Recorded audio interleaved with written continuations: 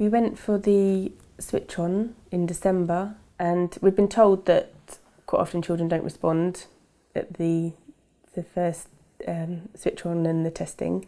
So we were realistic that we probably wouldn't have anything and that would be okay. When she was actually initially switched on, my husband spoke to her and just asked, I think he asked, "How are you, Alyssa?" And you could see that she was just sort of looking around the room. She could obviously hear something.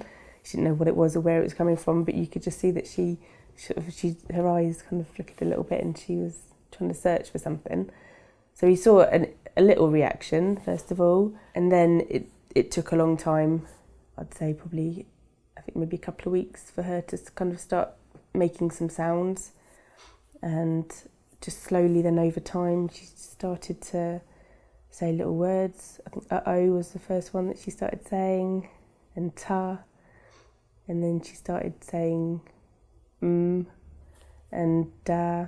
And then eventually Mummy and Daddy came. He's actually only been switched on for 8 weeks now, since the 1st of February. And in his first appointment, he did hear things. Once a sound was played, he turned straight round to the audiologist that was doing it, and he's just like, "What are you doing?" He kept looking at her, like, "I know you're doing something, what are you doing to me?" But he soon cottoned onto it, and then he was hearing it and then pointing at the boxes that have the animals in that play the drum and the car and everything. On the day of the initial switch on, we'd been told not to expect too much because the sounds were going to be so quiet so as not to shock him.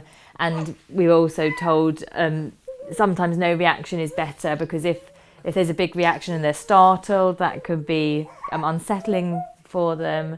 So we were already thinking, no reaction is good, as long as they know it's working, that's fine.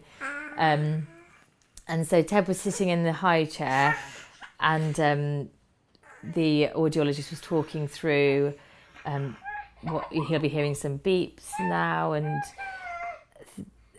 the only time we saw him respond was when the speech therapist went behind him and started banging a drum, and Ted was playing with some things, and we've got it on video, and he just stops playing and goes, and it's only looking back now at the video, there's this little eye movement, and he just went quite still, and that's when we thought, yeah, he's heard that. At the beginning, there were times when it was difficult for Henry to hear, and he seemed to only respond to myself or my husband's voice. But as time's gone on, we are not noticing many situations where it's difficult. Over Christmas, my mum had her 60th birthday, and it was a big group, and he was able to communicate and hear and respond, and he sang happy birthday, which made her day. So in a very quick period, he's able to hear very well in every situation. This first 6 months, it was very up and down. It was very slow. And then she'd have little bursts where she'd then start saying a few more words, and then it would die down again. Whenever it got a bit of a lull time, we'd always think, is it working? Is something not working properly? Is it broken? Is she now not being able to learn anything? And then again, she'd pick up a few months later. Any little sounds she was making, we were over the moon about. But there were lots of times when we were thinking, oh, this doesn't work properly, or we were thinking. There was a time she was about 2 years old, so 8 months after the implant, that we were out in the park, and she was pointing up at the trees and looking, and she could hear some birds singing. It was quite a quiet sound, but she could hear it, and she was pointing to it. And also aeroplanes, she could hear the aeroplanes, because we live near Heathrow, so she would hear them and point up to them, and that was really exciting. He's hearing so much more than I ever thought he would at this early stage. I took him to the beach a couple of weekends ago, and he was stood by the edge of the sea, and he was going whoosh because he could hear the waves coming in. He can even hear, if one of the coils drops off, he'll hear the other ones that is beeping, and he'll go beep, beep, because he could hear the beeping from it. So all of those little things, and he seems to be understanding more. So you can come down to him and explain to him, shall we go and do this first and then we'll do that?